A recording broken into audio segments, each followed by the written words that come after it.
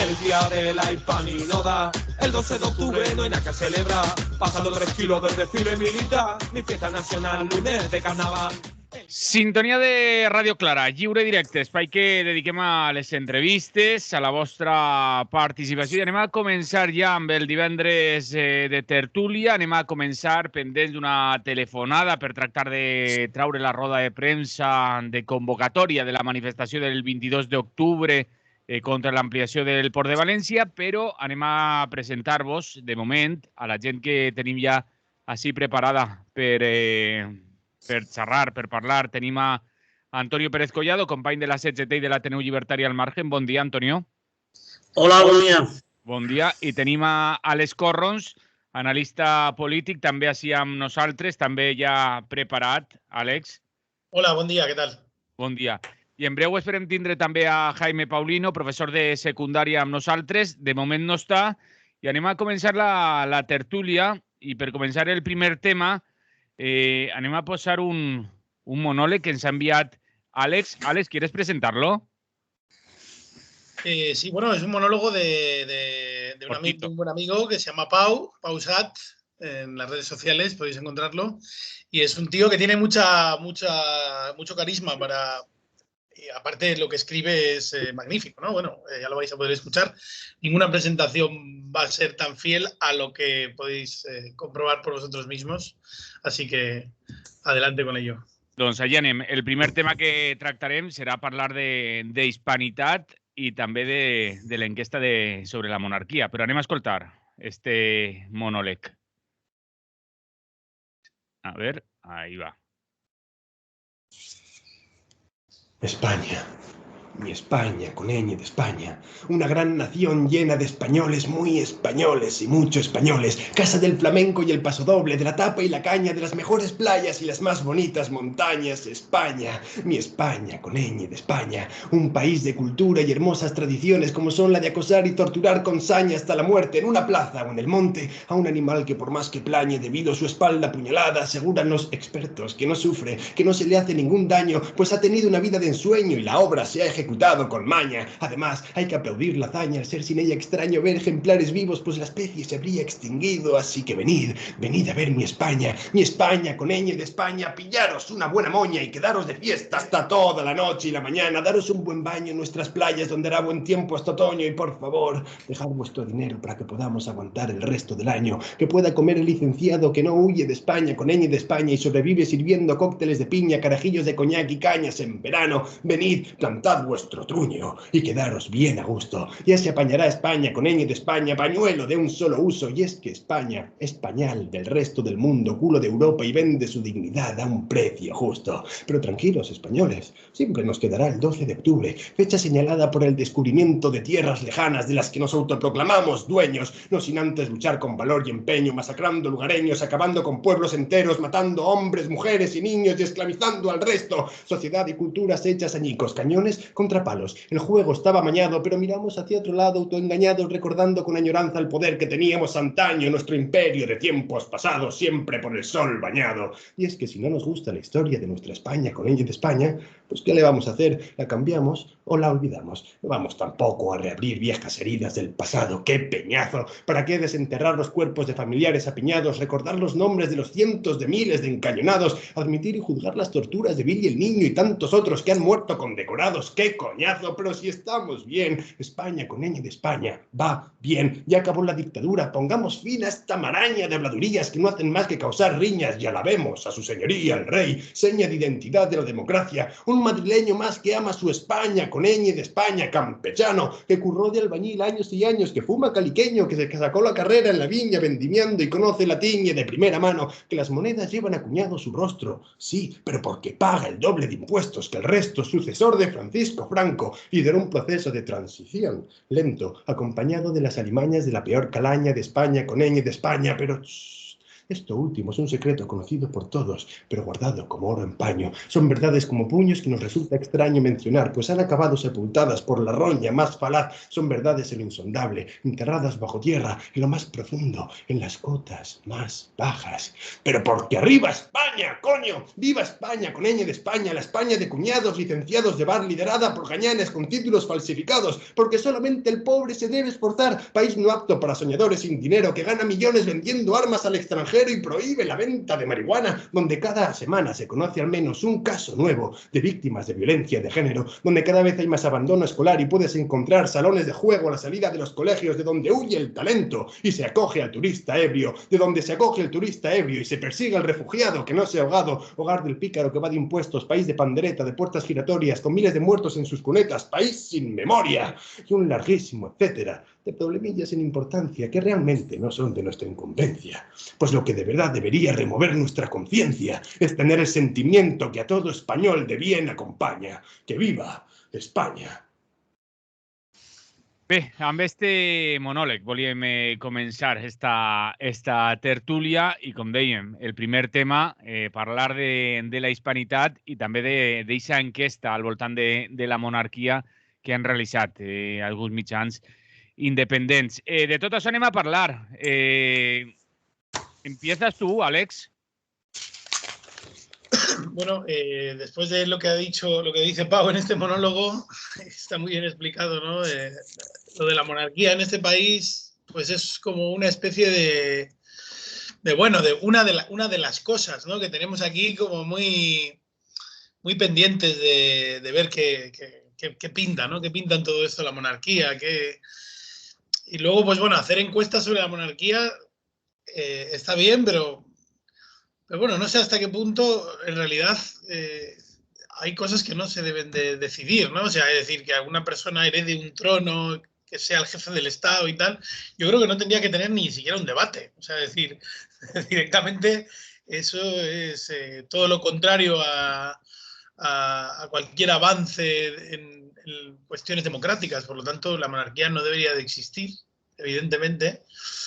Y bueno, que la gente tenga más o menos afinidad con una institución como ella, pues también depende en gran parte de cuál sea el tratamiento que se le da en los grandes medios de comunicación, ¿no? Porque ahora, por ejemplo, al rey emérito le están metiendo cera en los medios de comunicación, pero oye, durante 40 años aquí se le ha estado dorando la píldora a este señor y se le ha estado pasando la mano por la chepa y se ha estado silenciando absolutamente todo lo que hacía este hombre.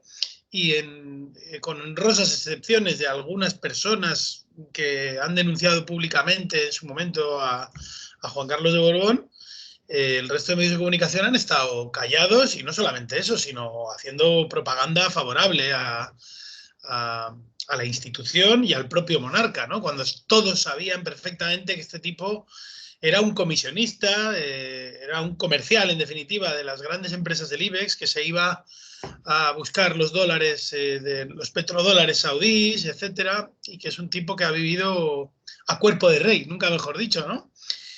Y a costa, además, de todos nosotros, porque no olvidemos de que en este país, todavía hoy, estamos pagando la luz a un precio, increíble, y en parte también se debe a que dentro de todas las corruptelas de la monarquía y de todos los chanchullos, no olvidemos que el presidente de Endesa es el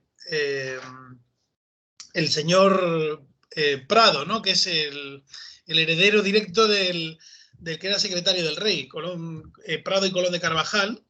Y entonces estos dos, el Prado y Colón de Carvajal y el rey, se llevaban ambos una comisioncita por cada barril de petróleo que entraba de Arabia Saudí. Entonces, el que preside Endesa hoy es un tipo cuyo padre se beneficiaba de que España consuma petróleo en vez de energías renovables, por ejemplo.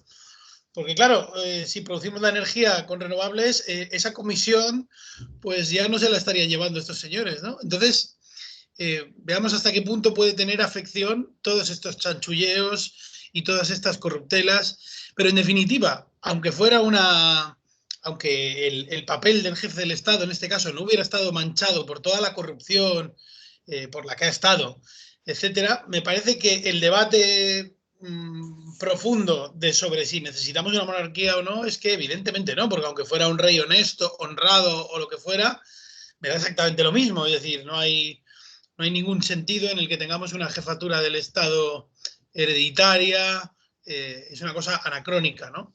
Pero bueno, es que encima aquí tenemos, pues eso, además de tener monarquía, tenemos una monarquía que encima es una vergüenza, ¿no? Incluso para quien se reclame monárquico tendría que estar un poco avergonzado, ¿no? De haber tenido a semejantes sátrapas al mando del timón y las consecuencias políticas y económicas que tiene todavía hoy. Que este señor y que estos señores hayan estado mangoneando este país y todavía hoy lo siguen haciendo.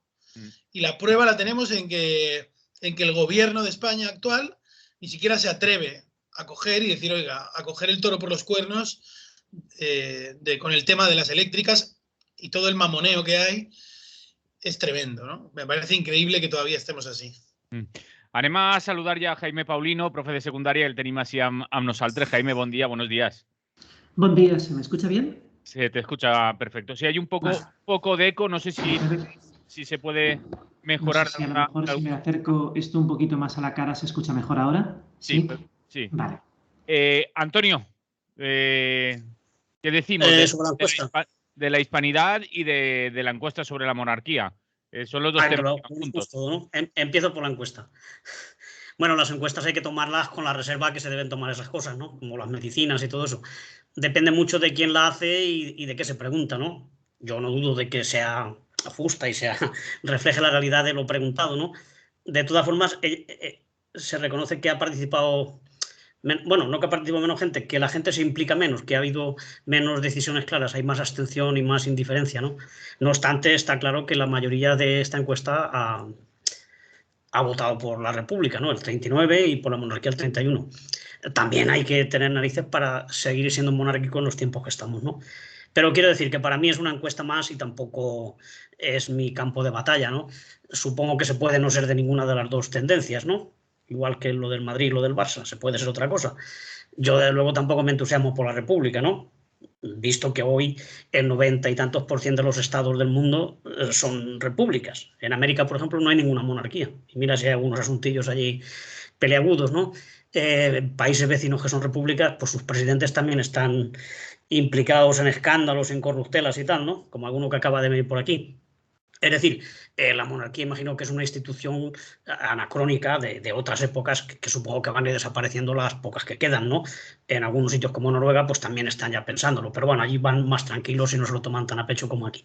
Pero es decir, es una cosa que irá desapareciendo, pues como desaparece la religiosidad de la gente, habrá que ver también los ejércitos, el sistema capitalista, es decir, la humanidad tiene que evolucionar, pero claro, evolucionar no es cambiar a uno que lo ha elegido Dios por otro que lo ha elegido supuestamente el pueblo. El pueblo se reduce luego a 15 o 20 personas, ¿no? Que son los que mandan de verdad. Entonces yo creo que hay que ir a fórmulas de participación directa de la gente, de autogestión, de gestionar lo común, todo ese tipo de cosas sí que a mí me interesa bastante. Y ahí sí que me implicaría yo. Rey o república, de luego rey no quiero, pero con la república, pues si la gente la quiere, yo ahí estaré, pero tampoco me entusiasma mucho el debate, ¿no?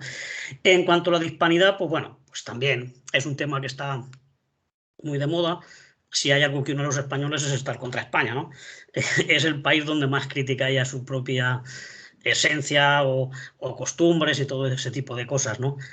Desde luego es todo criticable, por supuesto, lo que se está haciendo, ¿no? Pero claro, juzgar cosas de hace 500 años con criterios de ahora, pues tampoco es tan ecuánime o tan justo, ¿no? Está claro que hubo una colonización, pero una colonización que, bueno, si se quiere poner como fecha inicial el descubrimiento de América o el desembarco, porque América ya existía y la gente que vivía allí, los pueblos originarios también existían, pero bueno, la historia lo ha puesto así, igual que le puso América por Américo Vespucio o le puso Colombia por Colón.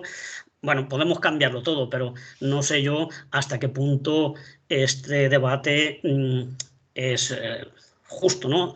Que después de 500 años, pues 500 años y 150 que empezaron ya las independencias de los países de América Latina, ¿no? 150 años, todo lo que está pasando no es culpa de Colón, evidentemente. Colón, imagino que cometió sus errores, como todos los descubridores y conquistadores, también los belgas, los ingleses y los franceses, ¿no? Porque aquí aún quedan pueblos originarios, en algunos sitios hasta el 80-85% de la población. Otros países pues no dejaron tantos nativos, ¿no? Pongamos Estados Unidos o pongamos en Australia o Nueva Zelanda, donde es difícil encontrar a pueblos originarios, ¿no? De todas formas, la colonización, toda ella, la de todas las potencias occidentales, pues fue una salvajada, una brutalidad, y si sirve de algo pedir perdón, bueno, pues se debería no solamente pedir perdón, sino un poco reescribir la historia y explicar los pros y los contras, si es que hubo algún pro. Algo tuvo que haber, porque la existencia de los intercambios culturales y tal, por encima de la militarización y de la represión, pues también ha supuesto avances para la humanidad. No lo sé en qué grado cada parte, ¿no? Pero a mí me parece que ese ensañamiento y esa cosa de que nosotros somos siempre los peores y todo lo hemos hecho mal, y bueno, decir nosotros es una forma de hablar, porque yo con Cristóbal Colón y con los que fueron luego con Hernán Cortés y todo esto no tengo nada que ver en absoluto, ni me identifico. Igual tiene más Calderón o algunos de estos presidentes que se han hecho ahora portavoces de la defensa de la deshonra de hace 500 años, ¿no? Y sin embargo ellos o sus élites que llevan gobernando un siglo y medio, como digo, pues tampoco han cambiado mucho las relaciones de poder en estos países, ¿no? No obstante, para resumir y para acabar, pues es evidente que hay que revisar la historia, hay que dar más protagonismo a las culturas, a las lenguas y a los pueblos originarios, pero habrá que ver, después de lo que hicimos hace 500 años, si se puede salvar algo y hasta qué punto, bueno, aquello no nos invalida para seguir colaborando con estos pueblos, intercambiando experiencias y siendo solidarios, pues como está ocurriendo ahora con el viaje de los zapatistas y con muchísimas experiencias, que hay de colaboración con los pueblos y con los colectivos, los movimientos sociales de ambos lados del Atlántico, ¿no?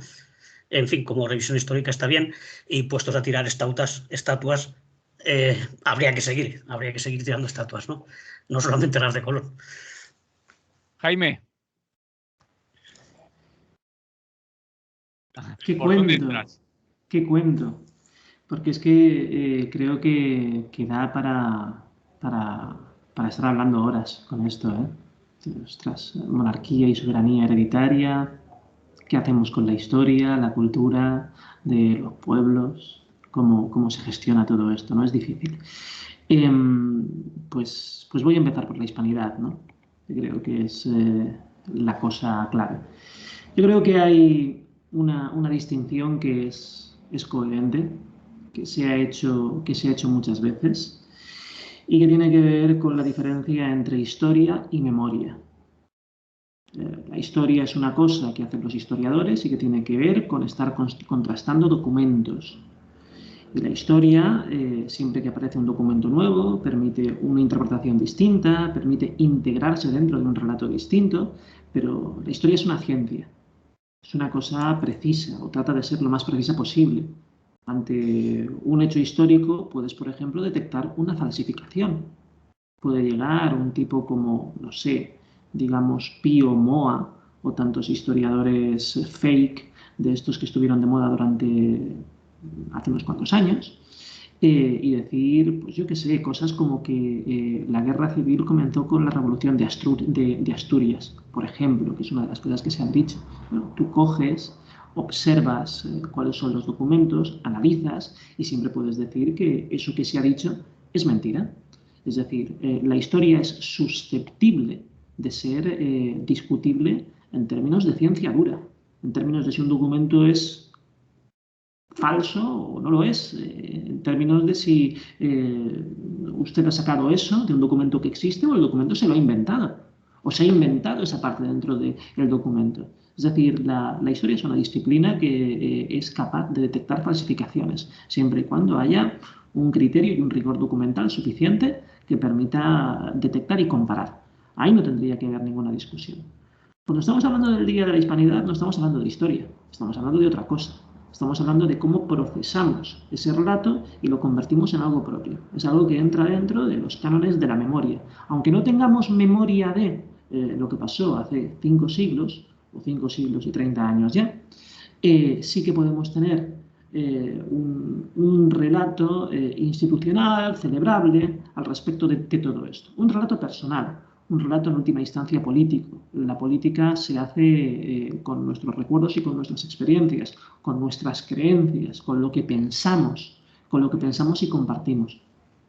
Cuando se celebra el Día de la Hispanidad no se está pensando en términos históricos, se está pensando en términos de una memoria compartida que se considera común.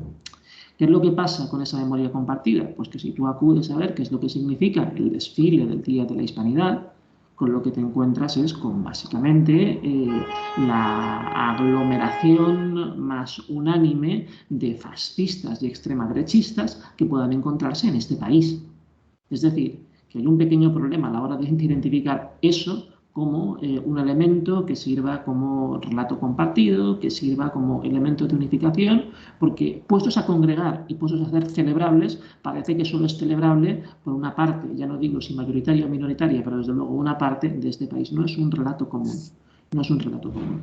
España adolece de relatos comunes a todos los niveles. De hecho, España es un problema con carácter nacional precisamente porque en el momento en el que hablamos de España, ¿de qué estamos hablando? Estamos hablando de Madrid, de esa España dentro de España. Como decía el otro día alguien ingeniosamente en Twitter, Ayuso está a un puntito de declarar Madrid independiente y llamarlo España. Está realmente ese punto. ¿Vale? España es también el país valenciano y los territorios de la antigua Corona de Aragón, es Cataluña y las Baleares, es Canarias, ¿qué pasa con los guanches? Es el País Vasco, es Galicia, es el Al-Ándalus, ¿qué es España? España es la península ibérica y la llamamos Hispania, como la llamaban los romanos, incluimos también a Portugal. Decidimos que porque el conde duque de Olivares pensó que era preferible reprimir una rebelión en Cataluña que reprimirla en Portugal cuando se habían dado al mismo tiempo, entonces Portugal no es España, pero Cataluña sí. ¿Cuál es el relato conjunto? Y lo cierto es que si comparamos, a lo mejor me estoy alargando con esto, pero el gran problema que tenemos a la hora de identificar estas cosas es que no tenemos un momento, y tenemos de nuevo sí esta primera persona del plural que es rara, un relato común que nos identifique naturalmente. La historiografía y la historiografía política permite establecer dos momentos fundacionales de los estados europeos. Uno es el previo a la Paz de Westfalia y otro es en el siglo XIX.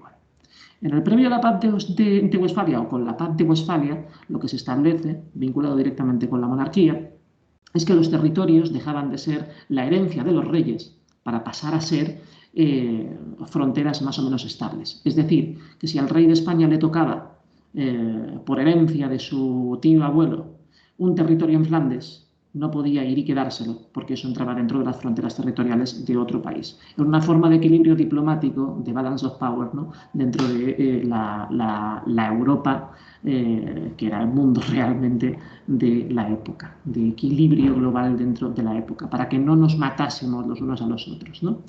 El Estado, por lo tanto, el territorio dejaba de ser la herencia de un rey para estar circunscrito a algo semejante a una nación o a un país. Y esa es la forma en la que se fijaron las fronteras de España, las fronteras de la actual Inglaterra, posteriormente con el Reino Unido, las fronteras de la actual Francia, etc. Una segunda configuración tiene que ver con el desarrollo cultural y nacional de países que han estado tradicionalmente desunidos, como por ejemplo en el caso de Alemania o Italia, que sin embargo se entendía popularmente que compartían una serie de rasgos culturales comunes. Son las naciones que emergen en el siglo XIX. Es decir, la nación antecede al Estado, la cultura antecede al Estado y como somos conscientes de compartir una misma cultura, decidimos fundar un mismo Estado. Esa es la forma a partir de la cual, pues oye, Garibaldi, por ejemplo, unifica Italia.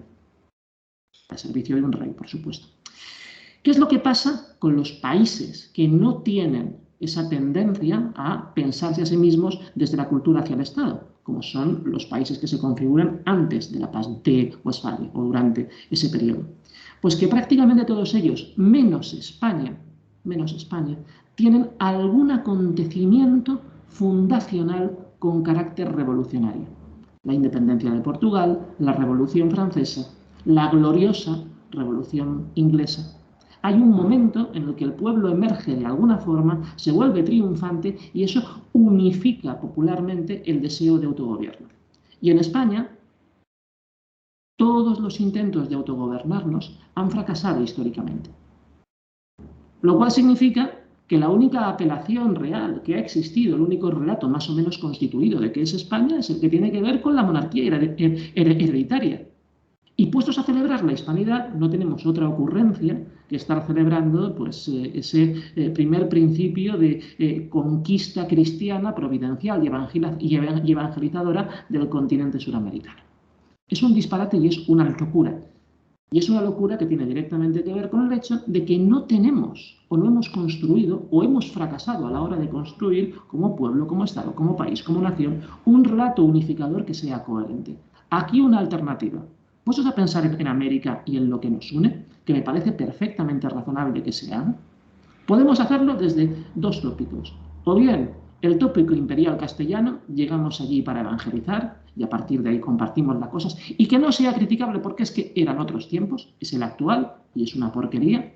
O podemos pensar en lo poquito que sí que ha podido aportar al mundo, y creo que enorgullecernos también, como ser cuna de ese tipo de reflexión, a este país. Yo creo que habría que celebrar, por ejemplo, a Bartolomé de las Casas. Creo que habría que celebrar a los primeros que se ponen a pensar qué significa tener derechos para todos, independientemente de la diferencia de raza o de cultura. Y esa es una reflexión que se da en España, no se da en Inglaterra, no se da en Francia, no se da en el Reino Unido. ¿Quieres pensar cuál es el lazo que tiene capacidad para poder unir? Pensemos cómo se producen esas reflexiones. Pensemos que tenemos referentes que sí que tienen valor real, valor moral, hoy en día. En España los hay, en esa historia los hay, pero no se seleccionan. Es el gran déficit. Alex. Pues mira, yo creo que de construir la hispanidad es casi tan complicado como de construir el machismo, ¿no? O sea, habría que hacer como un curso pues para ver en qué caemos, ¿no? Para ser unos hispanistas demasiado patriarcales y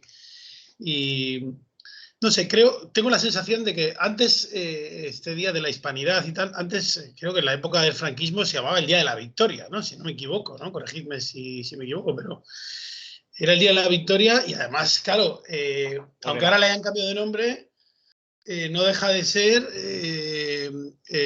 un desfile militar, en fin, ¿no? Bueno, con la cabra y con todo el rollo, pero no deja de ser una demostración de fuerza de aquí están mis cojones. Estas son mis armas y como me toquéis las narices, pues vuelvo otra vez si hace falta a donde sea, pues a invadiros, ¿no? Y ahí te salen pues estos militares con tirantes de la Legión, con la cabra, con la barriga cervecera, que no sé a qué frente irán, pero bueno, ahí están. Y bueno, pues es lo que hay, ¿no? O sea, quiero decir, hay una parte de España que es esto, que está... que realmente representa una pequeña parte de España, ese tipo de personajes, ese tipo de gente que alaba este tipo de cuestiones. Y en realidad es porque esto lo han convertido, sobre todo, bueno, históricamente, ¿no? La derecha ha basado su relato en esto, ¿no? En la identidad, en crear una identidad española como muy del macho ibérico, muy de eso, de la Legión, del sentirse orgulloso de ser español porque se habla español en medio mundo gracias a que nosotros fuimos allí e hicimos todo bien y tal, ¿no? Yo tampoco estoy con el relato este de que haya que pedir perdón, porque yo, pues como bien decía antes Antonio, o sea, yo no tengo nada que ver con quien decidió invadir aquello, ¿no? Y entonces yo soy tan heredero de los colonizadores como puede ser... muchos suramericanos actualmente, ¿no? O sea, quiero decir que de alguna manera ya está todo muy mezclado, han pasado muchos siglos y no sé, ahora mismo me preocupa mucho más lo que está haciendo Piñera en Chile, ¿no? Me parece, puede ser una nueva forma de colonización a la interna, ¿no? Es decir, gente de esta que lo que está haciendo es aplastar a los pueblos originarios y no respetar, ¿no? Lo que ya existe y la gente que está viviendo en paz y que se le pretende pues invadir por diferentes motivos, por recursos naturales sobre todo, suele ser, y por temas territoriales. Creo que en España tenemos que hacer una labor muy importante para cambiar el chip. Y si tenemos algo que celebrar como país o como cultura hispana o como tal, pues que sea desde la reconciliación, desde el reconocimiento, desde reconocer que las cosas no se hicieron bien, que se podrían haber hecho mejor, que habrá cosas que sean salvables y una buena parte no. Pero en definitiva, lo que debería de ser es un día en el que se homenajee a todas aquellas personas que se sienten parte de una cultura que no quiere invadir a otras, que quiere respetar a las de al lado, o que incluso puede ser una cultura multicultural en la cual pues caben muchos idiomas, muchas maneras de ver el mundo diferentes, y eso sería para enorgullecernos, sería que este país reconociera su multiculturalidad, ¿no?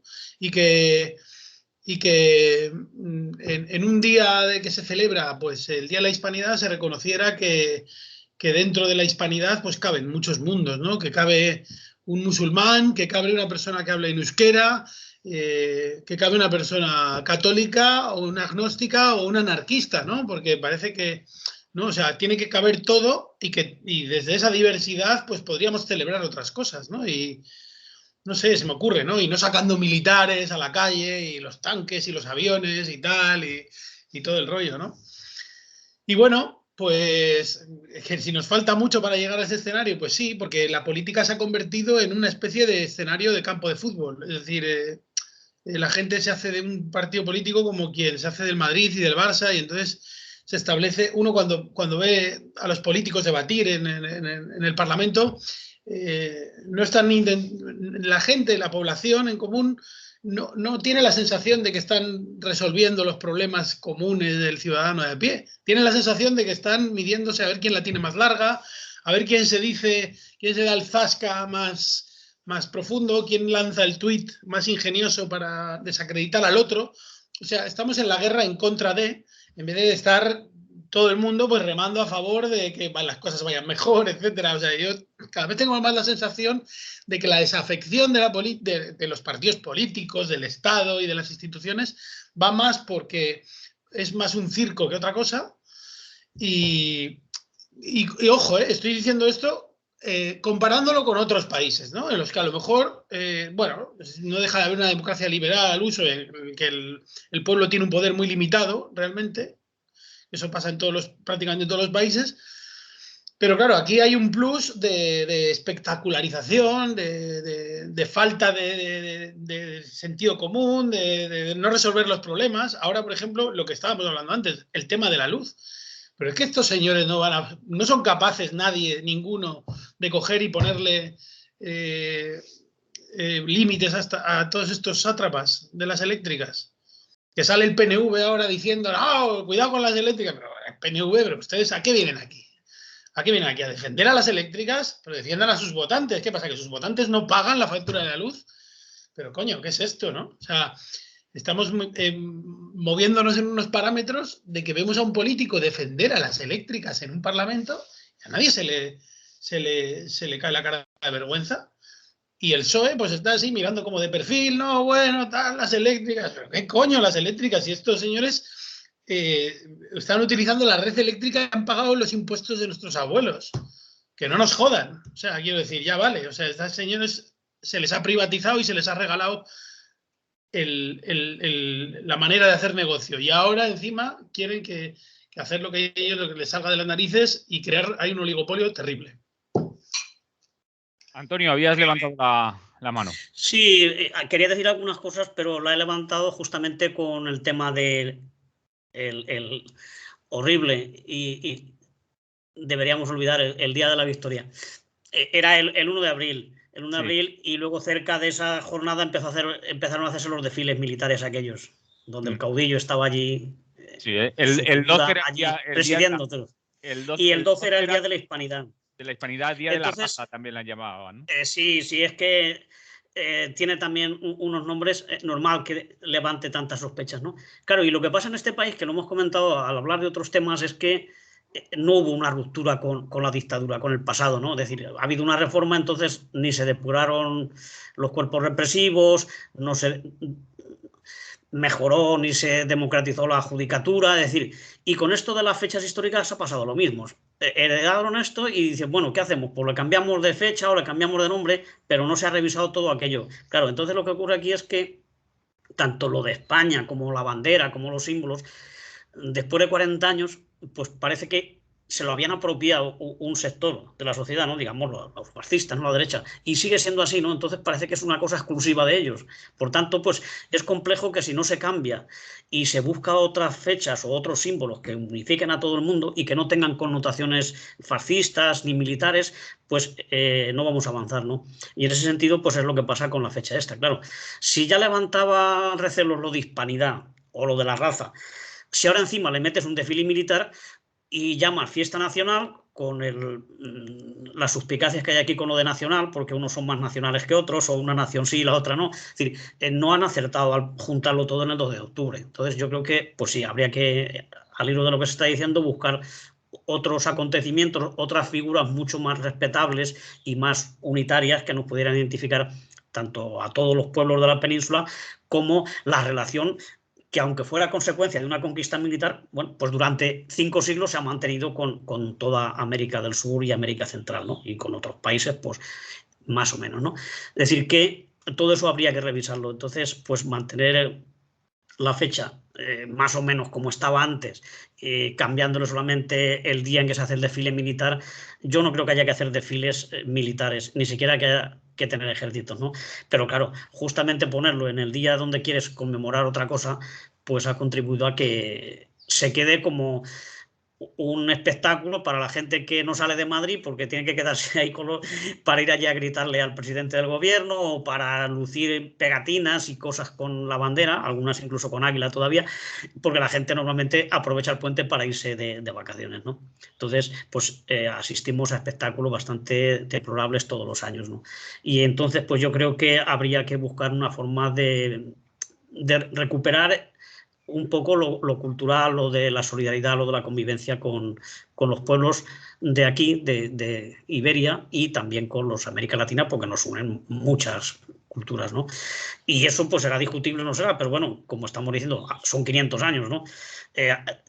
Muchos otros países que han estado colonizados por Inglaterra, pongamos por caso, siguen teniendo en su bandera incluida la bandera de Inglaterra, ¿no? Incluso a la reina le llaman reina de ellos mismos, ¿no? Y se celebra el Día de la Commonwealth. Y no pasa nada, ni se quema nada en ningún sitio. Al contrario, hay bastante más unanimidad, ¿no? Yo no digo que lo de aquí tenga que ser como la Commonwealth o como lo de los países francófonos, que también están siendo colonizados actualmente. Les han dado la independencia, pero Francia sigue siendo la que coloniza todos estos estados, y en África la presencia española ha sido simbólica, ¿eh? Apenas ha tenido allí 2 colonias pequeñitas, o sea, y en África ha habido colonialismo y sigue habiendo. Es decir, que no es una cosa exclusiva de los españoles, ¿eh? O de la gente de aquí.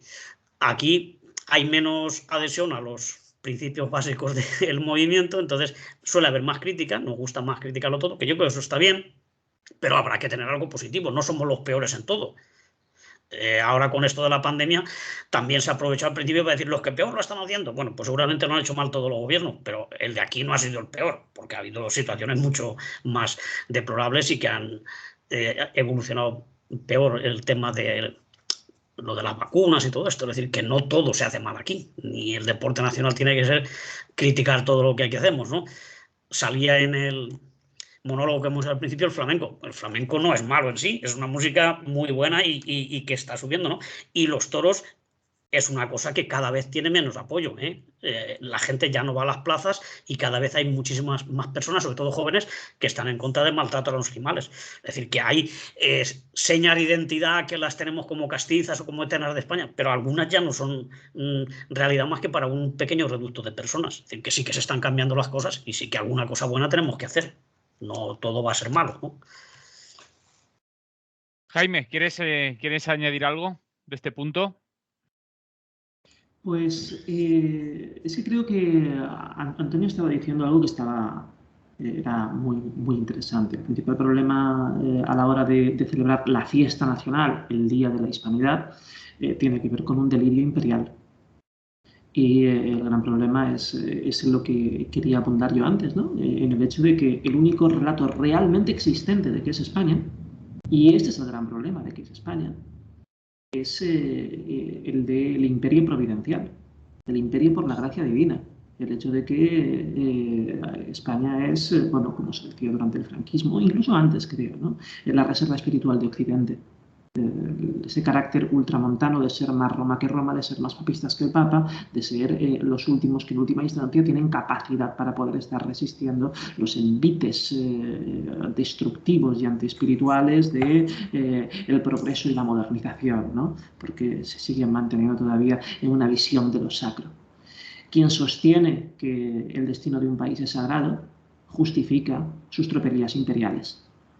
Y eso forma parte de lo que durante el siglo XIX, principios del siglo XX, a partir de Menéndez Pelayo y gente así, se terminó describiendo como leyenda blanca, ¿no? Frente a la leyenda negra de estar señalando a España a partir del oscurantismo, de la Inquisición y cosas semejantes, se ha venido construyendo, se ha construido de manera efectiva. Al menos para las derechas, ya digo, únicas que sostienen un relato coherente al respecto de qué es España, en estos términos, en los términos de, bueno, pues se hicieron cosas que se harían mal, pero en todo caso el Imperio Español fue un imperio cristiano, humanista, católico, universal, con mucha más vocación de permanencia y de mejoramiento humano que los imperios ingleses o de otro tipo, ¿no? De otro género. Y es eso, o sea, hacer coincidir ambos puntos, idea de fiesta nacional, idea de celebración de la hispanidad, pues tiene que ver precisamente con eso, con ese delirio imperialista. Habría que separar. Y lo que pasa es que separar exige tener hitos propios que poder construir. ¿Cómo se separa? Mi propuesta, ya digo, me parece razonable y coherente, es, dado que la hispanidad puede ser un motivo de convivencia, seamos capaces de celebrar esa convivencia. Y hay figuras que son rescatables. He dicho Bartolomé de las Casas, pueden ser otros, pero dado que tienes entre tus filas y a partir justamente del descubrimiento conquista de América, alguien que puso encima de la mesa por primera vez la defensa de los derechos de los pueblos originarios y fue uno de los grandes inspiradores del derecho internacional, ostras, ¿por qué no? ¿Por qué no podemos sentirnos orgullosos de esto? Pues sería interesante. Por otra parte, como Día Nacional, claro, Día Nacional, sea esto lo que signifique, hay que construirlo con símbolos. A lo mejor el 19 de marzo estaría bien.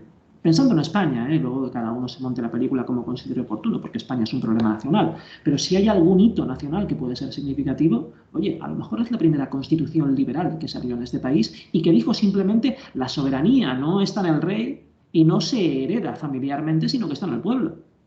A lo mejor esto es un hito a celebrar, a lo mejor esto es un hito a reconocer, a lo mejor si hay algo en lo que agarrarnos para poder pensar cómo puede ser un Estado democrático, tiene que ver con el primer momento en el que un grupo de gente que se consideró inspirada por el pueblo dijo simplemente esto: la soberanía no está en el rey y no depende del derecho familiar, la soberanía está en el pueblo.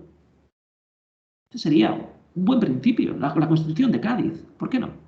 Es decir, y no digo que tengas que estar de acuerdo con la monarquía constitucional y no tienes por qué estar de acuerdo ni siquiera con los principios liberales, pero hay algún elemento fundacional que supone algún tipo de ruptura. Pero ni siquiera desde la derecha se es capaz de celebrar el liberalismo constitucional español. Y este es el problema que tenemos.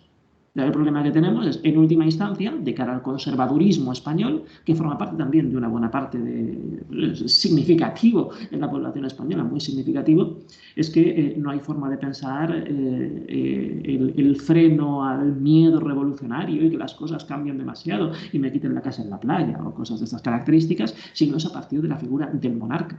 Es decir, es que ni siquiera la derecha tiene imaginación para salirse de la mitología, para dejar de ser reaccionaria. ¿Qué es el problema de este país? El problema de este país es que la izquierda ha fracasado construyendo un relato alternativo de país y que la derecha se siente especialmente cómoda siendo reaccionaria, es decir, manteniéndose en los cánones y en los principios previos a 1789. Y de ahí creo que vienen todos los males, los del 12 de octubre y los de la monarquía. Tenemos una telefonada, tenemos una llamada, vamos a sacarla en antena. Buen día, buenos días. Buenos días, buen día. Buen día. Dinos el nombre. José. ¿Desde? Desde Sevilla. Dinos, José. Pues sí, estoy escuchando. Nada, que sí, estaba escuchando a un compañero hablar de que esto parece de la política como que uno se apuntó a un partido de fútbol, ¿no? Unos del Madrid, otros del Barcelona, del Betis, del Sevilla. Y efectivamente, ¿no? Resulta que derivan la clase política, por decirlo así, deriva la lucha simplemente en temas parlamentarios, ¿no? Tú eres mío, estamos en contra de otro partido y los del otro partido están en contra de nosotros, ¿no? Y ya está, nada más, ¿no? Entonces, claro, como cuando dice, por ejemplo, las izquierdas, ¿no? Dicen, es que el PP privatizó el sector eléctrico, ¿no? Y la gente se pregunta, bueno, ¿y por qué no lo renacionalizáis, el sector eléctrico, si lo privatizaron los otros? Y no lo vuelven a nacionalizar. Entonces todo se queda en un simple debate ficticio, en una lucha ficticia entre ellos ahí en los parlamentos burgueses y nada más. Y después resulta que la gente vota programas electorales cada 4 años que después no se cumplen. De hecho, no sé, se acaban de subir el sueldo Pedro Sánchez y su ministro casi 2.000 euros al año, se lo acaban de subir, y eso no viene en ningún programa electoral, ni se le pregunta al pueblo si está de acuerdo, en fin, y otra serie de medidas, ¿no? De reformas que se hacen sin consultarle, son reformas algunas de mucho calado social, político, económico, y no se le pregunta a nadie, ¿no? O la reforma laboral, o la ley Mordaza, son cosas que no vienen en ningún programa electoral y después se hacen y nada más, ¿no? Y las calles vacías, porque al final lo que le interesa es tener las calles vacías y que todo sea una lucha meramente entre un partido y otro. Entre ellos hay, yo te digo que tú has hecho esto, ¿no? Yo te digo que tú tal, y ahí se queda todo, ¿no? Y el caso es verdad que la clase trabajadora cada día sigue sufriendo el expolio, no solo de las eléctricas, del sector eléctrico privatizado, sino también evidentemente de la banca privada, del sector financiero, todo privatizado, que para eso sí hay dinero siempre, para rescatar a esas grandes empresas, siempre hay dinero, aunque digan que después no hay dinero para la sanidad pública, para la educación pública, etcétera, etcétera. Y bueno, y quería decir eso, ¿no? Pues, dejar ahí eso. Pues muchas gracias por llamar, José. Vamos a seguir aquí en la mesa. Un abrazo, salud. Un abrazo, salud. Os leo un mensaje que nos llega también a través de redes sociales. Dice, para la tertulia, dice, me parece muy triste, dice, que los tertulianos compartan el discurso de distanciamiento con la colonización porque han pasado ya 500 años, dice, sin tener presente que la ley de extranjería actual perpetúa la relación de subordinación de colonos y colonizados. Dice, no han pasado 500 años. Dice, el espíritu de conquista sigue vivo no solo el 12 de octubre, sino en las relaciones entre la metrópoli y las excolonias y los privilegios que a los españoles de ahora nos otorga unas leyes nuestras y de ahora, que permiten la explotación de la mano de obra barata y esclava. Que los dirigentes latinoamericanos criollos sean también corruptos o demagogos no excusa la falta de receptividad de la justa queja de los pueblos originarios. Es lo que nos han mandado. Una ronda rápida, si queréis, y entramos en otros temas porque si no se nos van a quedar ahí. Alex. No, es que yo lo que estaba, respecto a este mensaje que acaban de mandar, yo lo que estaba diciendo es que yo no tengo que pedir perdón. Otra cosa es que tenga que luchar porque haya un reconocimiento. Pero yo no tengo que, lo mismo que no tengo que pedir perdón que el cabrón de Aznar metiera a este país en una guerra. Quiero decir, yo no tengo que pedir perdón. Me explico, porque yo no me siento responsable de eso. Eso sí, ese señor con poder, en mi nombre o en nombre de las personas que aquí vivimos, ha llevado a cabo determinadas cosas como meternos en una guerra y tal, que ha provocado miles de muertos. Claro, yo no soy culpable de eso. Entonces, lo mismo que no somos culpables, ninguno de los que estamos aquí, de la colonización. Otra cosa es que estemos en contra totalmente de lo que deriva de ahí y de todas las políticas de migración y de toda la injusticia que ha podido suponer a lo largo de toda la historia. Por eso hace falta un reconocimiento. Es que pedir perdón es una cosa que corresponde a los protagonistas de quien ha llevado a cabo algo o quien sigue llevando a cabo algo, ¿no? O una actitud colonizadora de la manera que sea. Y probablemente las leyes de este país con la extranjería lo sean. Claro que sí. Claro, o sea, una cosa es decir que eso hay que repararlo y hay que reconocerlo, y otra cosa es pedir perdón, que pidan perdón quienes toman las decisiones, porque en este país no existe la democracia, bueno, en este país, en el planeta Tierra. Es decir, aquí, ¿quién toma decisiones? Las toman 4, ¿verdad? En los parlamentos, en los órganos legislativos, en los cuales el pueblo no tiene ni voz ni voto, y por lo tanto nosotros, perdón, lo que nos tiene que pedir perdón son los que mandan, ¿no? A todos.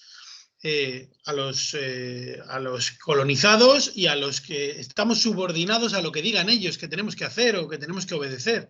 Todas sus leyes, todas sus normas.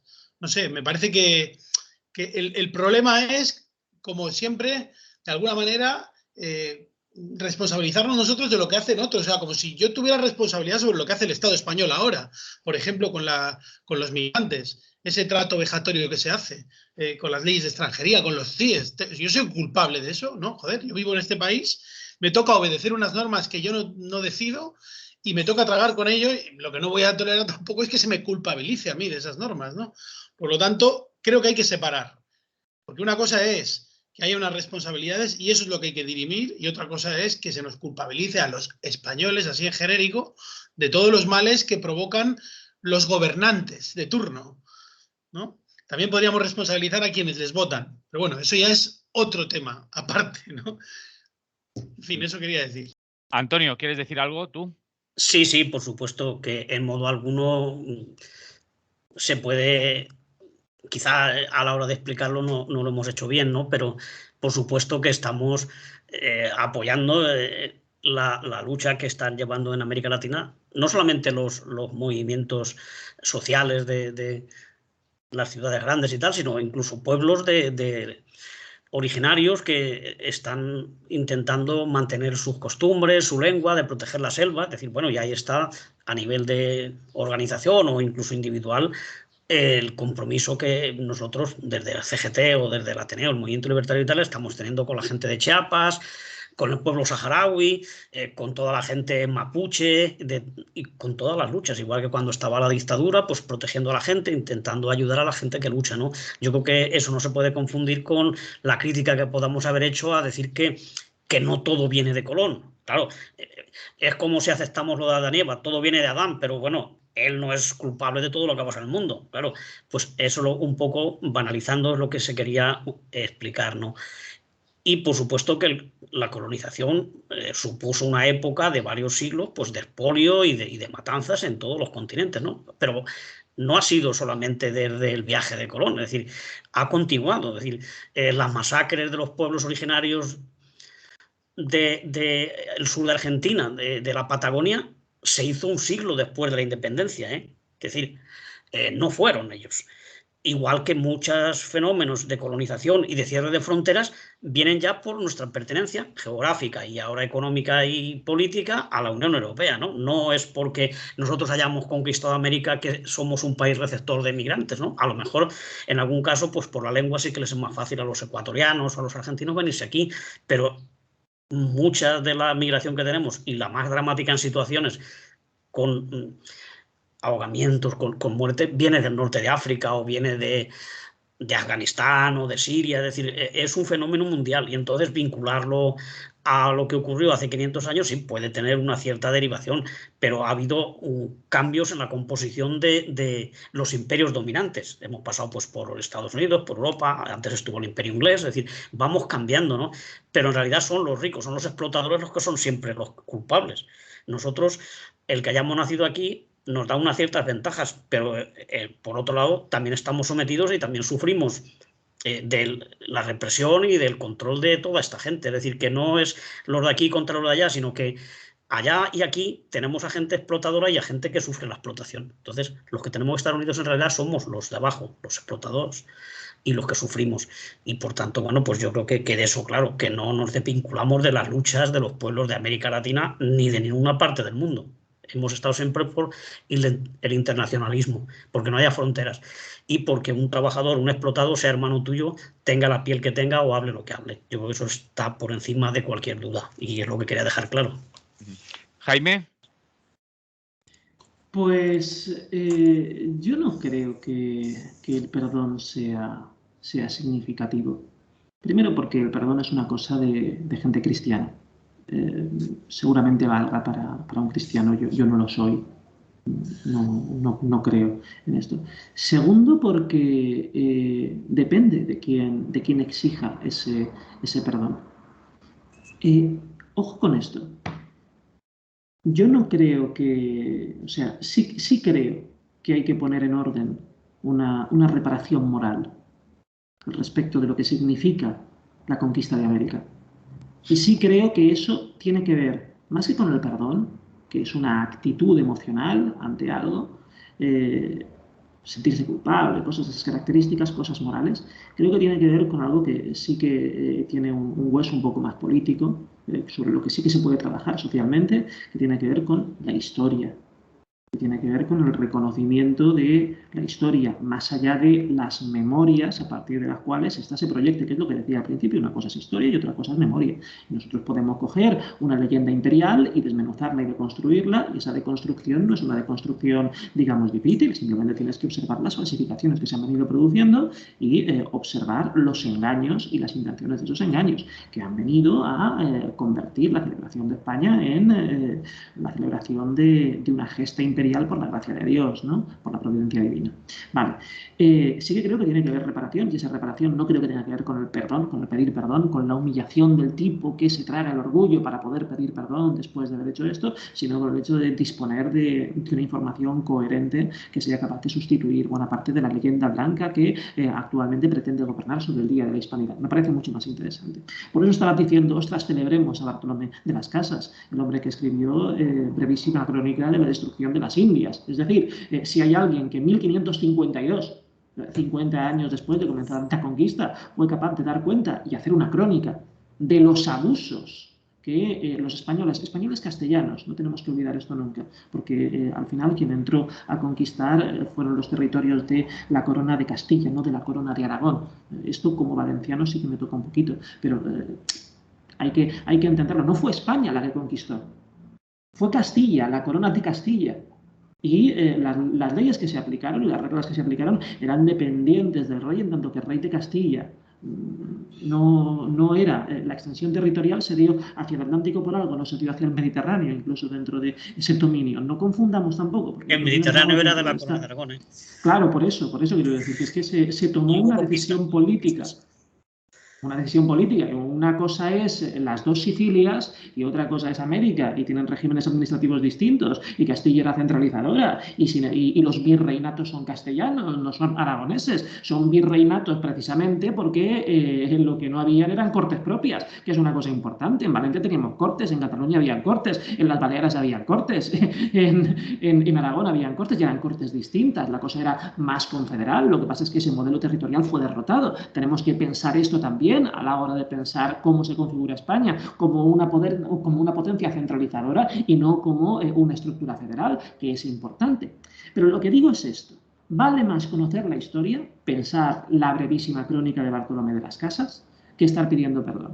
Aunque sin duda son necesarias reparaciones. Y creo que al respecto de las reparaciones, del pedir perdón, también hay un segundo grado, que exija que el Estado español, ya no los españoles, porque esto del pueblo español es una cosa complicada, que el Estado español deje de hacer gloria de la conquista de América, me parece absolutamente legítimo y lícito, incluso que pida perdón como Estado el Estado español, no yo lo siento, si lo pide un pueblo originario, absolutamente legítimo.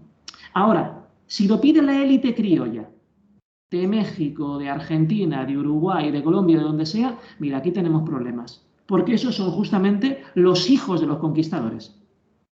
¿Cómo vamos ante quién se tiene que rendir cuentas? ¿Ante la élite criolla mexicana? ¿Ante los que hicieron la independencia? Pero que hicieron justamente porque consideraban que la cosa iba a ser más beneficiosa para ellos. No tiene ningún sentido hacer esto, quiero decir. A quien se tiene que respetar, y respetar realmente, es a los pueblos originarios. No a los hijos de los españoles migrados, que fueron los que efectivamente desarrollaron esa explotación. Y aquí, ese perdón esquizofrénico sí que no creo que sea razonable y tolerable. Y hablando de memoria y de perdón, simplemente una anécdota, pero es que me parece significativo, ¿no?, a la hora de estar pensando qué es lo que pasó en todo esto. En 1935 se hicieron públicas, se establecieron las famosas leyes de Nuremberg en la Alemania nazi. Eran las leyes de pureza de sangre. Las leyes que establecían qué porcentaje de judío te hacía judío y qué porcentaje de eslavo te hacía eslavo y qué es lo que significaba ser alemán, a partir de relaciones genealógicas que se remontaban hasta los bisabuelos. Unos cruces maravillosos por ahí. O sea, el tipo de locura racial que llegó a imponerse a partir de las leyes de Nuremberg es fascinante desde un punto de vista histórico, desde un punto de vista conceptual, monstruoso desde un punto de vista jurídico y social, ¿no? Lo ves y esta gente está completamente loca. Es el régimen de castas y limpieza de sangre de la colonización española de América. O sea, las castas que estaban perfectamente representadas, incluso en cuadros pintorescos, en plan cuadros costumbristas, quién es un mulato, quién es un mestizo, cada una de las diferencias de qué pasa si un mulato tiene un hijo con alguien que es medio indio y qué tipo de derechos tiene. Eso es un invento de la corona española en los virreinatos de América. Los nazis estaban copiando lo que ya se había hecho aquí, como copiaron a los españoles, a los reyes católicos con la expulsión de los judíos. En realidad, si lo ves históricamente, la corona o la unión dinástica de Isabel y Fernando y su subsecuente desarrollo institucional ha sido extremadamente innovador en lo peor del siglo XX. Anem a canviar ja de tema. A veure, tenim una telefonada que anem a traure. Esperem que sigui per eixir en directe y canviem ja de tema. Bon dia, buenos días. Hola, buenos días. ¿Cómo estáis todas? Buenos días. Carlos, ¿no? Hola, sí. ¿Qué tal? No te Oye, solamente era para introducir una matización sobre lo que se ha estado hablando, y es que pensemos que el rey Carlos de Inglaterra, bueno, el rey, el heredero a la corona de Inglaterra... Ese no llega rey nunca. Bueno, aunque no lo llegue, lo hizo en nombre de la corona británica, pidió perdón y disculpas en el Parlamento de Jamaica. Todos los países, excepto Francia, que han sido imperios europeos, excepto Francia y España, han pedido disculpas públicamente por los desastres de la colonización, y esto nos debería hacer reconsiderar por qué es precisamente España el único que se resiste a revisar su pasado. Entonces, independientemente de que proceda a hacerlo a nivel de Estado y no a nivel de personas particulares, evidentemente, y independientemente de que lo que proceda no sea exactamente un perdón, que es una cosa simbólica, sino más bien un reconocimiento y, sobre todo, y esta es la parte más importante, una reparación, la cuestión es que ni siquiera existe debate público real. Aquí estamos hablando todos españoles. No he escuchado a nadie intervenir que tenga precisamente procedencia, en este caso latinoamericana, y esto pues es un ejemplo más de que en España no existe interés por un debate público real entre los propios españoles que ni siquiera contemple seriamente la posibilidad de que haya reparaciones, y esto también a su vez dice mucho de cómo nos vemos a nosotros mismos a la hora de escurrir el bulto de nuestra responsabilidad histórica. Nos pasa con el Sáhara como nos pasa con el pasado y no pasado, presente también en nuestras relaciones de poder como antiguo imperio con los países latinoamericanos, ¿no?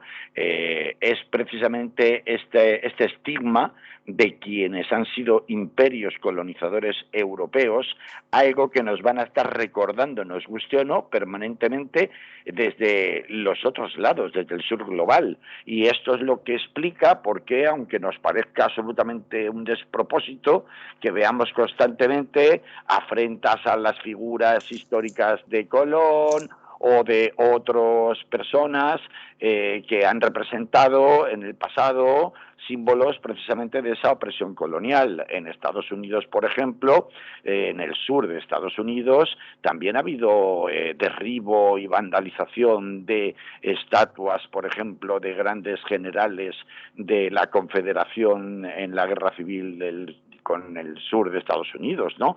Es decir, que por tanto esta revisión de la historia que a nosotros tratamos de mantenernos a distancia, porque eso pasó hace 500 años, cuando hablo de nosotros me refiero a la opinión pública general en España, pues nos guste o no, nos lo van a estar recordando como Pepito Grillo permanentemente, porque es que es así. Es decir, mientras no se dé el paso de normalizar el pasado y nuestras relaciones con las excolonias, si no asumimos que hemos sido un imperio y nos seguimos comportando en parte como un imperio, hablo a nivel de Estado, pues difícilmente se va a serenar, sino que por el contrario se agudizarán las tensiones con los países que lo sufren. Y nada más, eso era. Muy bien, pues gracias por llamar, Carlos. Venga, hasta ahora. Salut, salut. Hem de canviar de tema, perquè si no, no avancem i vaig a reduir els temes que hi ha. Jo sé que hi ha molts que puc guardar per altres dies, però hi ha un que és una manifestació que hi ha convocada el dia de demà a Madrid en defensa d'unes pensions públiques dignes i suficients. Convocatòria 16 d'octubre a Madrid. Entrem per ahí i després, si ens dona temps, us deixo dir alguna cosa del que se'ns quede per ahí també penjant. Però primer este punto. Antonio, te toca empezar el tema de las pensiones. Vaya, por edad, ¿no? Por cobrarla ya. Sí, he tenido relativa suerte, ¿no? Porque es algo que está cuestionándose el derecho a tener una pensión, ¿no? Por haber estado trabajando o simplemente por haber nacido y ser un ciudadano del país este nuestro, en este caso, en otros sitios el que toque, ¿no?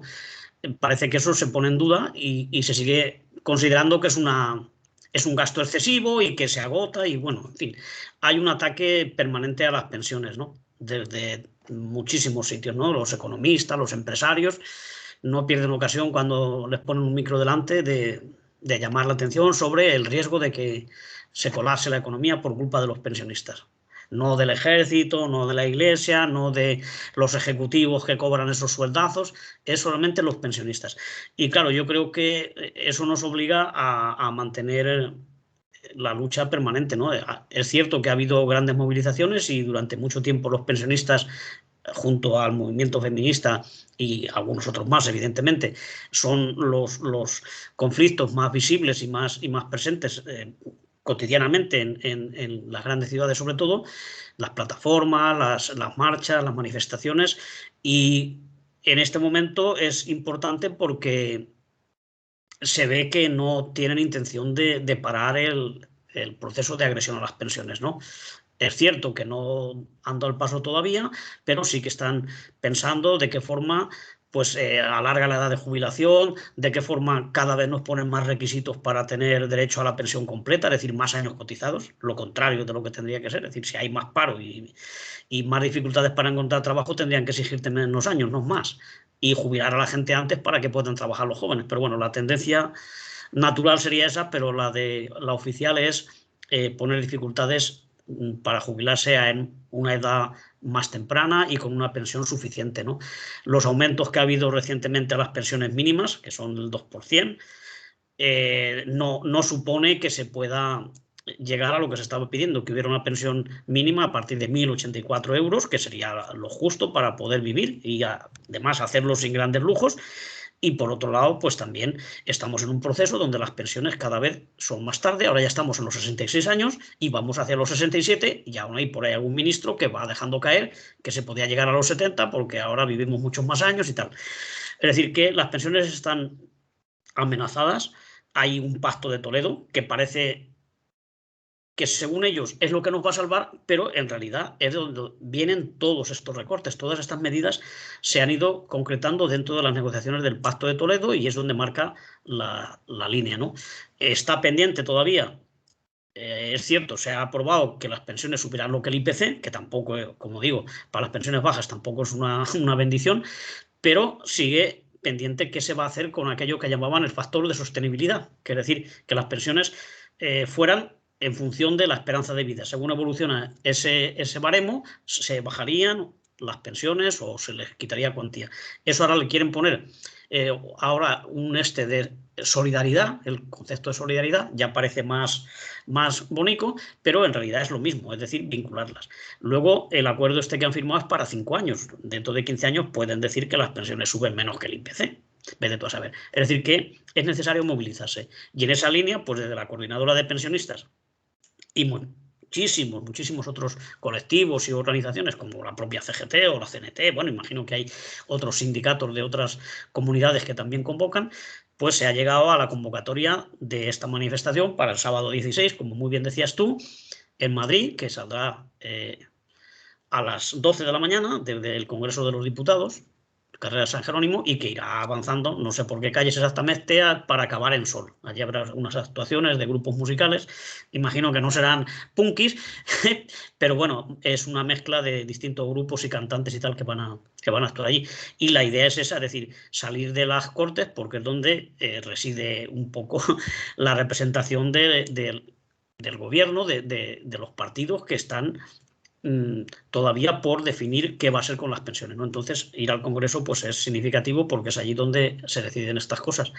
Y además, pues se ha invitado a la gente de todas las comunidades, de todas las ciudades, para que sea unitaria, que sea en Madrid, que sea muy grande, que sea una respuesta no solamente de los jubilados, porque como tú has dicho, pues por ejemplo yo que pienso ir, si no me pasa nada, yo ya estoy jubilado y estoy cobrando. Con un poco de suerte me moriré antes de que me quiten la pensión, antes de que la reduzcan.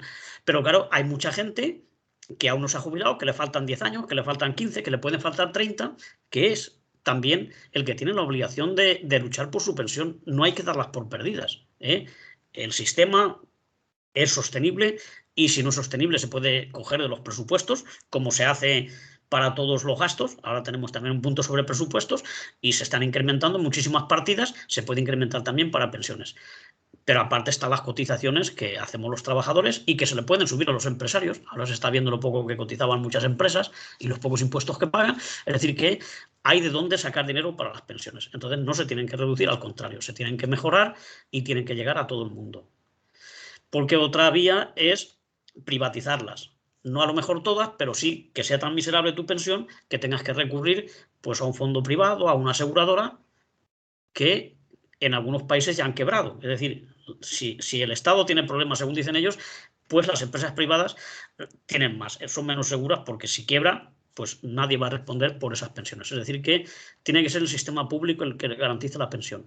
Y esta lucha es por eso, por las pensiones públicas y universales para todo el mundo y una cuantía suficiente para que puedas vivir. No puede permitirse que cuando la gente llega a una edad que ya ha dejado de trabajar, que ha dado todo su rendimiento a la sociedad, a las empresas donde ha estado explotado, que luego le digan que no hay dinero para pagarle o que se tiene que ir haciendo un fondo con un banco y pagar poquito a poco todos los meses para que luego entre dos limosnitas pues pueda pagarse el alquiler y la botella, la bombona de gas, ¿no? Yo creo que es un momento importante y no hay que rendirse ahora, ¿eh? Queda todavía lucha y en ello estamos. Así que invito a la gente que todavía no se ha decidido, pues si puede que aún averigüe el tema de los autobuses, porque salimos autobuses de la propia coordinadora y de otras organizaciones como la CGT, que también tenemos autobús. Así que a ver si somos muchos y muchas, y sobre todo que se vea gente pues joven y gente de mediana edad, porque es un problema que nos afecta a todos, no a los mayores, a los que ya tienen pensión, sino sobre todo a los que tienen que pelear por llegar a ella y llegar en una edad pues no avanzada como propone el ministro, sino reducir la edad de jubilación, porque hoy, trabajando menos años y menos horas a la semana, producimos mucho más que hace 20 o 30 años. Y eso es beneficio para los empresarios y es beneficio también para el sistema de la seguridad social, que está recibiendo cotizaciones de todos nosotros. Así que animo y invitar a la gente, el que pueda que venga esta y el que no, pues a las próximas, porque va a haber más movilizaciones, ya que la intención del gobierno y de los partidos que apoyan estos recortes, pues es seguir adelante con el ataque a las pensiones públicas. Alex. Perdón, que estaba con el micrófono silenciado. El tema de las pensiones, creo que es terrible que tengamos que estar discutiendo sobre algo que sale de nuestros impuestos. Es decir, las pensiones las están, o sea, son la propia clase trabajadora es la que está financiando supuestamente, ¿no? Un plan de jubilación para cuando el día de mañana pues se termine su vida laboral, y resulta que estos mercaderes pues están constantemente intentando sortear, digamos, el devolvernos el dinero que hemos pagado. Porque claro, o sea, parece que como que el Estado nos regala algo, ¿no? Nos da una pensioncita y tal cuando se acaba. No, no. Aquí la gente que ha estado cotizando ha estado pagando toda su vida religiosamente sus impuestos en la nómina, le han estado cobrando impuestos por trabajar, ¿no? Para que el día de mañana tú puedas tener un retiro digno y puedas dejar de trabajar como corresponde y tal, ¿no? Bueno, ahora parece que como que se quiere todo el rato mercadear con esto, con un dinero que, insisto, es que ya lo hemos pagado. Entonces no sé dónde está el debate, no sé por qué. O sea, es decir, si quieren modificar algo de las pensiones y cambiar las condiciones, primero que le pregunten a la gente, a ver, ¿no? Y luego a todo aquel que ha pagado o que lleva toda la vida pagando, oiga, me tendrán que devolver el dinero, ¿no? Porque si ustedes cambian las reglas del juego a mitad de partido, pues devuélvannos el dinero. Es decir, ¿de qué nos vienen cobrando durante una persona que tenga ahora 60 y que lleve 30 o 35 años currelando? ¿De qué me van a cambiar a mí ahora las condiciones de esto? Si yo llevo aquí pagando desde que tengo 25 años impuestos por trabajar, y ustedes ahora me quieren recortar la pensión, me quieren recortar mis derechos en base a algo que yo ya he pagado por adelantado. No, no es de recibo, ¿no? Y luego, por otra parte, pues si creen que las cotizaciones actuales no sirven o no son suficientes para subvencionar las pensiones porque la esperanza de vida es mayor y todo lo demás, ya sabemos que Franco, cuando puso la edad de jubilación, la puso porque era la edad de la muerte, de la esperanza de vida, vamos. O sea, quiero decir, vale, pues eso ha cambiado pues porque ahora llegamos a más mayores y tal, y tenemos, bueno, pues un sistema que permite que tengamos más esperanza de vida. Muy bien, pues vamos a ver de dónde salgamos el dinero, ¿no? Pues el dinero habrá que quitárselo a quien lo tiene, y en este caso... Pues hombre, yo creo que me parece injusto pagar impuestos por trabajar y que sobre quien tiene que recaer el peso de pagar el retiro de los trabajadores es el que amasa los beneficios durante todos los años de la vida laboral de esa persona, ¿no? Porque si tú estás trabajando toda tu vida para generarle beneficios a un empresario que va a ganar mucho más dinero que tú como trabajador, pues lo lógico es que esa empresa a la que tú le has rentado ya suficiente horas de trabajo y le has dado una plusvalía tremenda, pues corresponda. Y eso pues tendrá que hacerse de alguna manera a través de esto. Eso sí, lo que digo, lo que no puede ser es cambiar las reglas del juego a mitad partido y decirle a la gente, no, pues es que ahora en vez de a los 65 se va a jubilar a los 70, a los 68 o a los 73. No, mire, no. Yo me voy a jubilar cuando me toca. Y cuando yo empecé aquí a pagar impuestos, aquí se me dijo que yo iba a tener derecho a esto, ¿no? No me diga ahora que me voy a tener que retirar con 70. Porque, bueno, la esperanza de vida es de 84, pero a lo mejor, quién sabe lo que voy a vivir yo, ¿no? O sea, ¿por qué tengo yo que estar trabajando hasta los 70? A lo mejor con 70, pues no puedo disfrutar de la vida igual que con 62, por ejemplo. Entonces, claro, me parece del todo injusto lo que se está haciendo con las pensiones y en general con todo, ¿no? Porque como todo es arbitrario y como nada nos dejan decidir, pues así estamos todo el rato con conflictos y con problemas, ¿no? Porque no se abre el espacio político a la sociedad civil. Ese es el problema que hay. O sea, todos estos conflictos que tenemos con las pensiones, con la luz y con tal, se resolverían de una manera muy fácil, abriendo el partido a que todo el mundo tome decisiones. Y no es tan difícil. Tenemos la tecnología para hacerlo, tenemos la capacidad mental para abrirnos a nuevas perspectivas. Y oye, aprovechar que tenemos el gobierno más progresista de la historia, de la democracia, de los vientos, de no sé qué, para que digan, oiga, miren, nosotros vinimos del 15M y esto es lo que hay que hacer, ¿no? Venga, pues venga, todo el mundo a tomar decisiones. Creo que no vamos por ahí, de momento. Por mucho que pueda parecernos que, bueno, pues no estamos en manos de Rajoy y tal, pero creo que la cosa requiere mucho más que librarnos de la derecha. No sé si me explico. Jaime. Vosotros sabéis que a mí la cosa del Estado me gusta, ¿verdad? O sea, esto yo creo que lo he dicho alguna vez. Y siempre lo sacas al final de la tertulia, Jaime.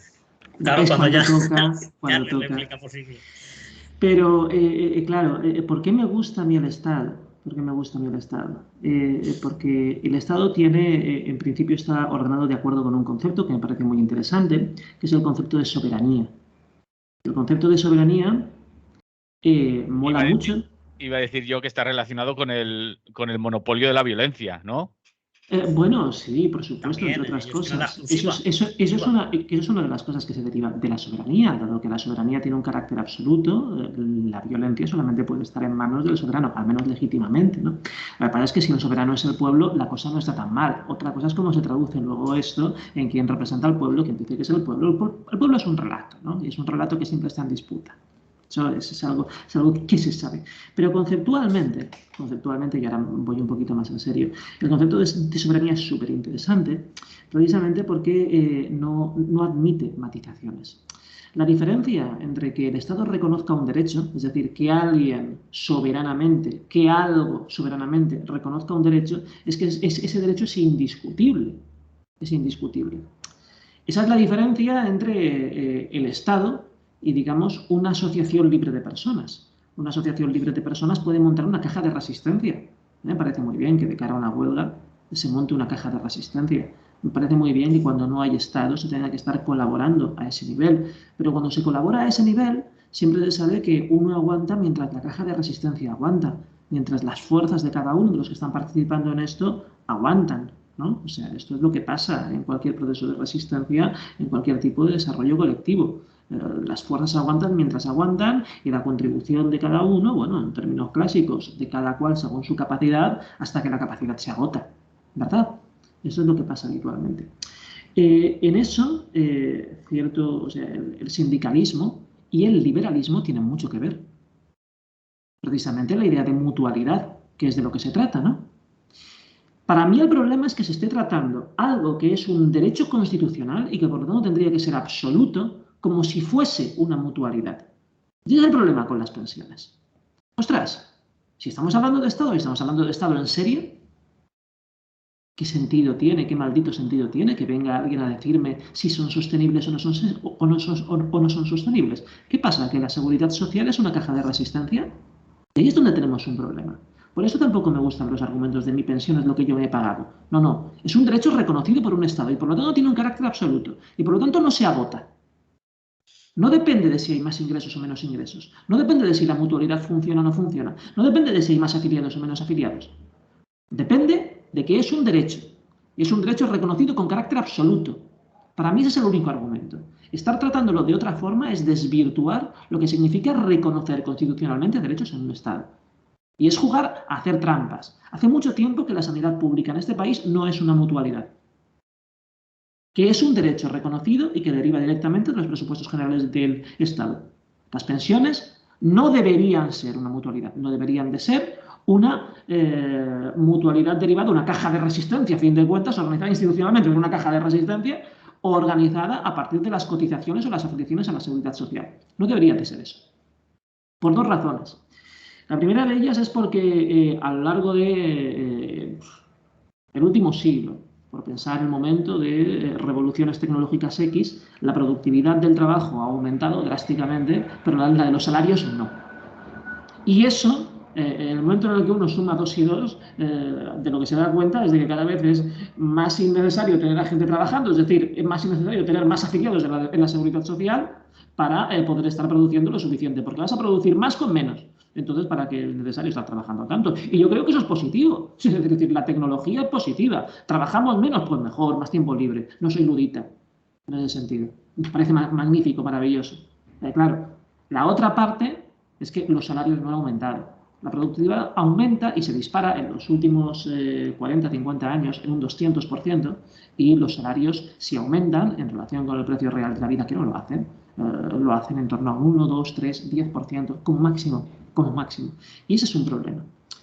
Porque, como resultado, con lo que nos encontramos es que la composición del PIB de lo que eran antes, hace 30, 40, 50 años, los salarios, ha disminuido hasta cifras dramáticas, mientras que la composición del PIB, que forma parte del capital, en términos generales, últimamente financiero y especulativo, está por todo lo alto. Estar planteando el problema de la sostenibilidad de las pensiones, un derecho, como una mutualidad, en un proceso y en un momento en el que, por simple desarrollo tecnológico, lo normal va a ser que cada vez haga falta menos gente y, por lo tanto, menos afiliados, es una falacia, es una trampa. Hay que comportarse como un Estado. Y comportarse como un Estado significa coger el dinero de donde está, en el capital, no en el trabajo. Vamos a hacer una última ronda, porque ya estamos fuera de tiempo, pero os dejo hacer una última ronda, si queréis, para seguir con el tema de pensiones o tratar de los que se nos quedan por aquí, que se nos queda hablar de presupuestos. Tenía aquí apuntado Yolanda Díaz, Mónica Oltra y Ada Colau, sin marcas políticas, y seguim donant voltes a la factura de la llum, aparte del 22 de octubre, que tenemos también marcado en la agenda como manifestación contra la ampliación del Port de Valencia. Tenemos eso apuntado, y os pido una ronda que no sea muy extensa. Muy larga. Exactamente. Antonio. Bueno, yo creo que es imposible hablar de todos esos puntos en el tiempo que nos queda, ¿no? Simplemente, pues el tema de los presupuestos, que parece que ha sido la noticia de los últimos días, aparte del volcán, evidentemente, pero de eso no vamos a hablar.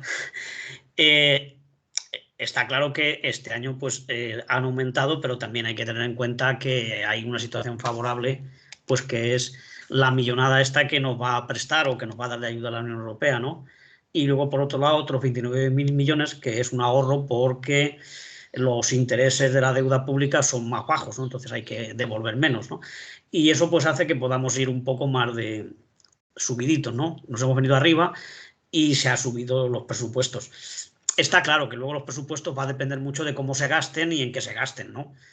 Ya hay comunidades que están diciendo que a ellos les pagan menos, que si los de aquí siempre están discriminados respecto a los de allá, de más abajo, en fin, nadie va a estar contento y todo eso. Pero lo que está claro es que son grandes cifras donde el ejército, por ejemplo, ni tiene límites en la subida y, sin embargo, pues cosas como la educación y todo esto, aunque ha subido ayudas para becas y tal, pero haría falta en muchos otros sectores una gran inversión que no se ha puesto, ¿no?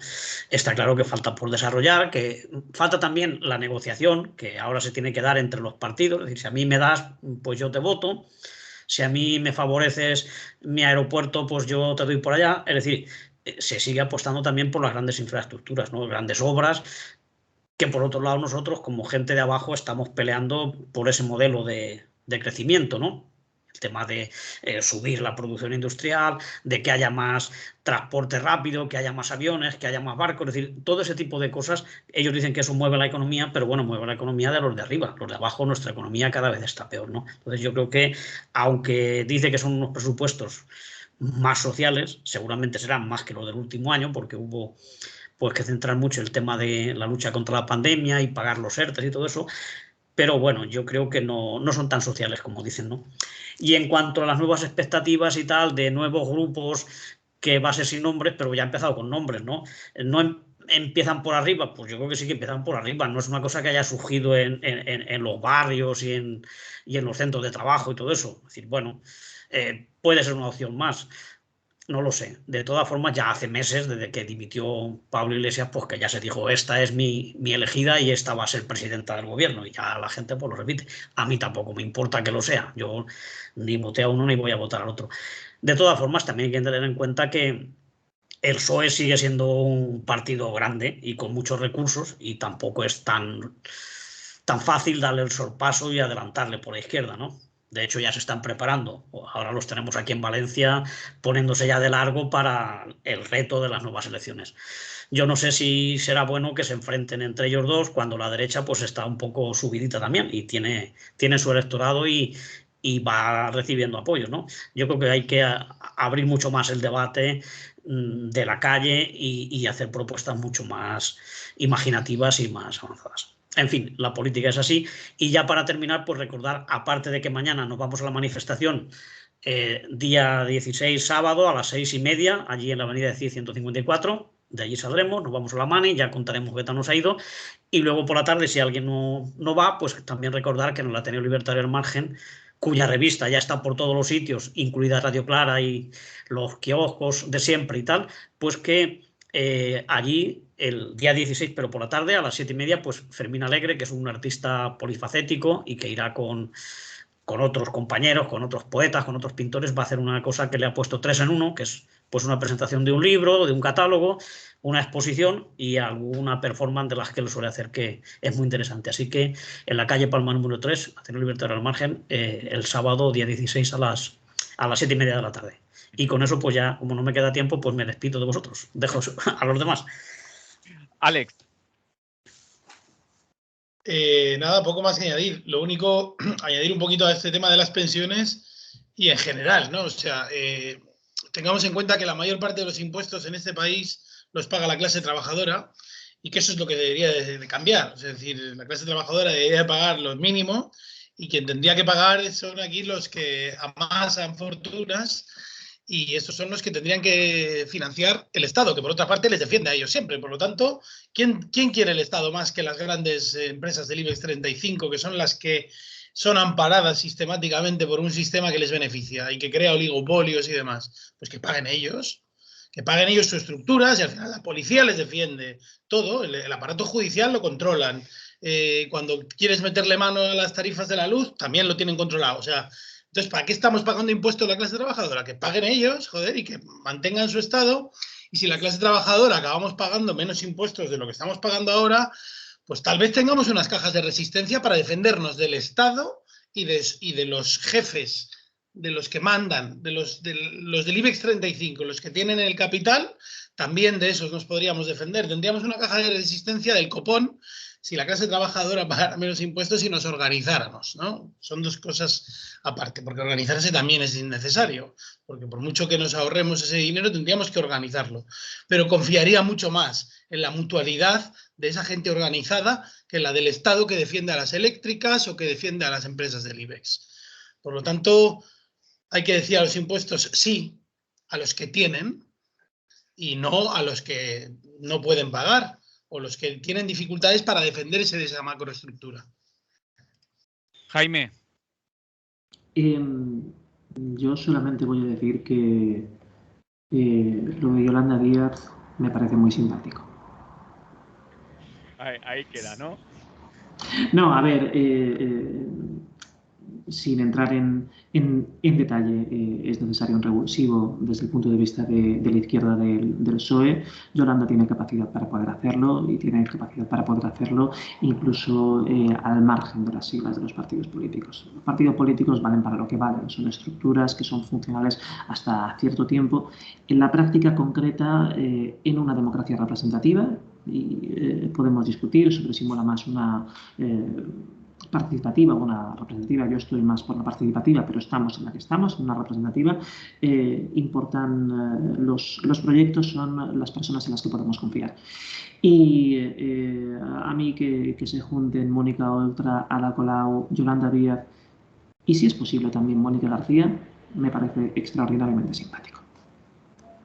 Acabamos, si no hi ha res més que dir, anem a... Però sí tenim una convocatòria que ens demanen que li fem difusió perquè no se li està fent molta, que també és el 16 d'octubre a Madrid, que nos oigan, renovables sí, però no així, manifestació de a tots a sol a les 5 de la vesprada, i altra convocatòria per al dia d'avui, 15 d'octubre, 6:30 a la vesprada, a la Casa de la Demanar, al Saler, presentació del Saler Altúria, els primers moviments ciutadans que van dissenyar València, amb Carles Dols, autor, arquitecte i urbanista, després taula de debat, Podem, els moviments veïnals a aturar l'ampliació del port, amb Anna Mateu, de la revista Mètode, i Pau Monasterio, de la Comissió Ciutat Port, i a les 8:30, projecció del documental Fèlix por l'Albufera, una convocatòria organitzada per l'Associació Veïnal del Saler i la Casa de la Demanar.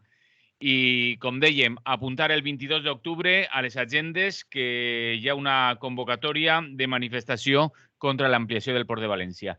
Ara sí, Antonio Pérez Collado, des de la CGT i l'Ateneu Llibertari al Margen, Alex Corrons, analista polític, i Jaime Paulino, profe de secundària. Moltes gràcies, salut i fins la propera. Una abraçada.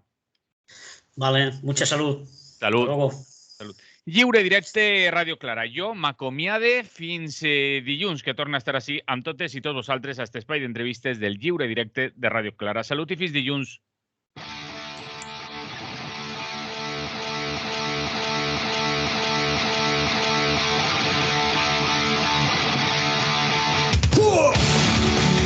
Soldados, no os rindáis a esos hombres, que en realidad os